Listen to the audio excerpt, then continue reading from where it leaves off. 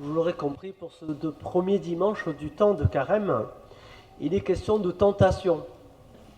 Les tentations, nous les connaissons nous aussi, et puis bien, on voit bien que dans les textes qui nous sont proposés, on n'est pas les seuls. C'est peut-être un peu rassurant de constater cela. Jésus lui-même, notre Maître, a été tenté, tout fils de Dieu qu'il est. C'est ce que nous rappelle ce passage de l'évangile de Matthieu. Et puis on a entendu aussi dans la première lecture Adam et Ève qui vont être eux aussi tentés. Frères et sœurs, des tentations, nous en aurons toujours, nous aussi. Ça fait partie de la vie d'être tenté.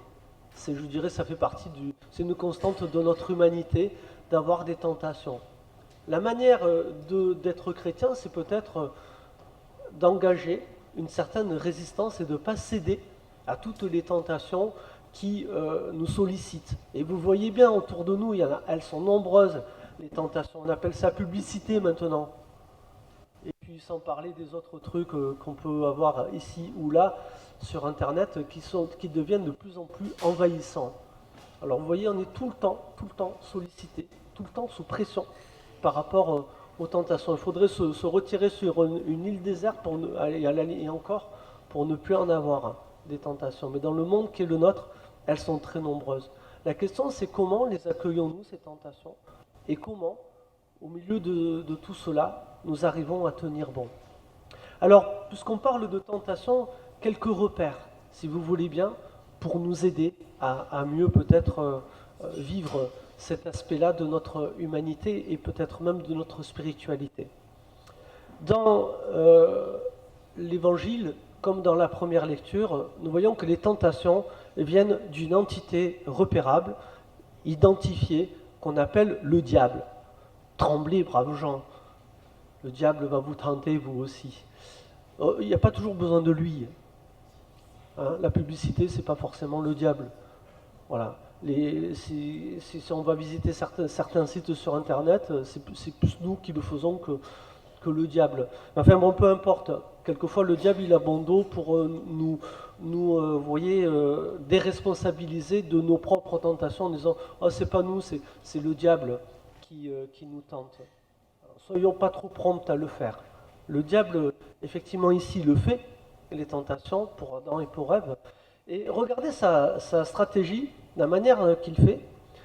Ça va être à peu près pareil pour Adam et Ève et puis pour Jésus. Il se base sur la parole de Dieu.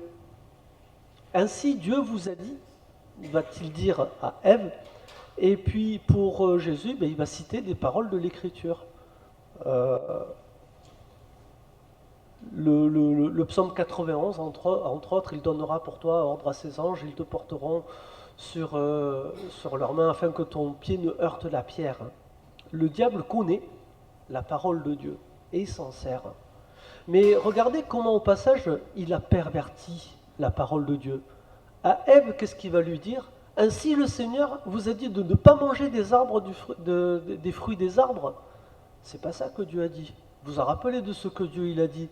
Vous mangerez de tous les arbres du jardin, sauf d'un arbre. Et quand Ève va lui rappeler ce que Dieu a vraiment dit, parce qu'elle ça rappelle de ce que Dieu leur a demandé, eh bien, quand il est question de l'arbre de la vie, et de l'arbre de la connaissance du bien et du mal, ah non, mais vous mourrez pas, non, ça c'est un mensonge, comme si Dieu mentait. Vous voyez, le diable pervertit la parole de Dieu, c'est sa stratégie.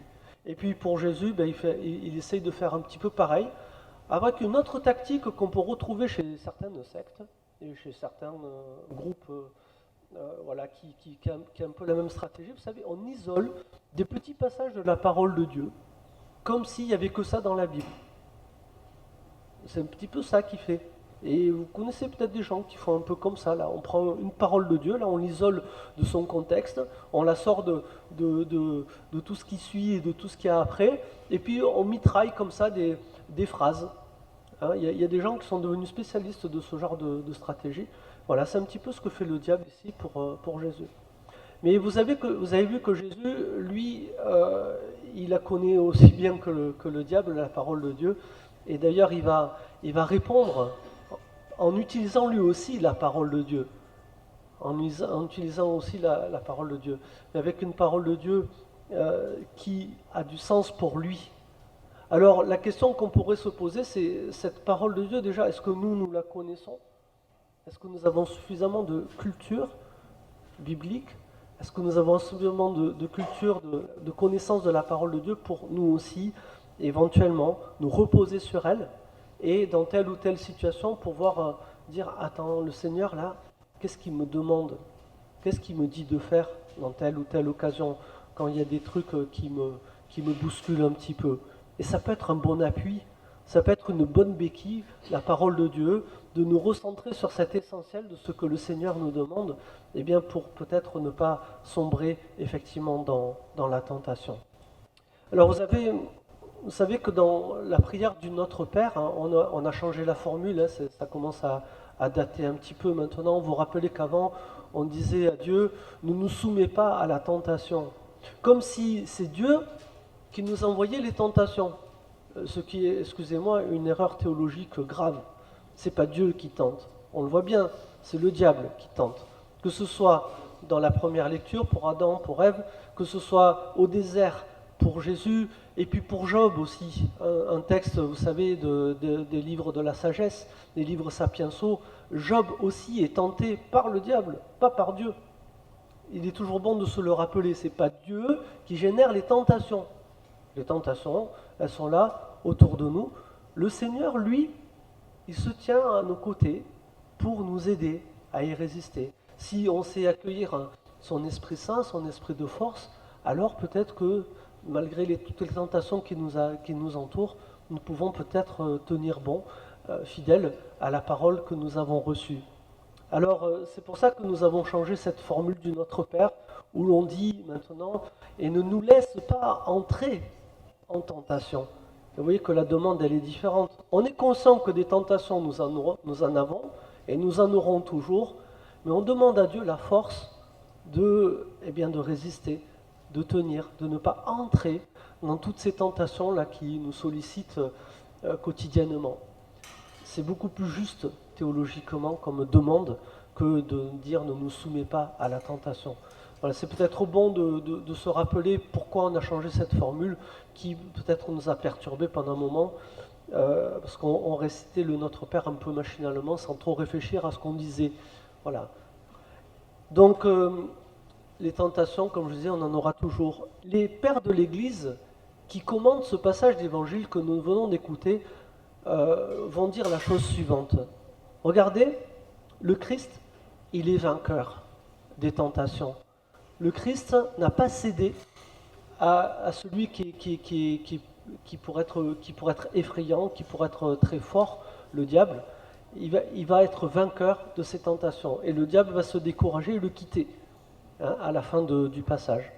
Et les pères de l'Église ont cette conviction que si le Christ lui-même est vainqueur du tentateur, il peut l'être aussi en chacun de nous, dans la mesure où nous savons nous aussi nous reposer sur le Christ et le laisser être vainqueur en chacun de nous. Un père de l'Église qui a écrit, vous savez, la vie de saint Antoine, saint Athanase d'Alexandrie, écrivait la chose suivante: le diable, c'est un tigre en papier. Ça, c'est bon pour notre discernement, frères et sœurs. Un tigre en papier. Un tigre parce qu'il est effrayant. Il nous fait peur. Mais il est en papier. Parce que, quelle que soit son action, quelles que soient les choses qu'il va essayer de faire, si nous sommes attachés à Jésus-Christ, précise Athanase, à celui qui est vainqueur du diable, à celui qui est vainqueur du péché et de la mort, alors le diable ne peut rien faire contre nous. Notre meilleure manière de résister aux tentations, frères et sœurs, ça va être notre attachement à ce Jésus-Christ pour le laisser être vainqueur en chacun de nous, pour le laisser remporter la victoire sur toutes les tentations qui peuvent nous habiter. Lui seul, eh bien, lui qui est vainqueur, peut nous aider, nous aussi, dans la mesure où nous nous reposons sur lui, eh bien, à être vainqueurs, nous aussi, de toutes ces tentations qui nous entourent. Alors, en ce premier dimanche de Carême, demandons au Seigneur la grâce de nous accorder cela, que par son Esprit Saint, que par sa présence fidèle à nos côtés, le Christ puisse toujours être vainqueur sur toutes les tentations que nous rencontrera durant notre existence. Amen.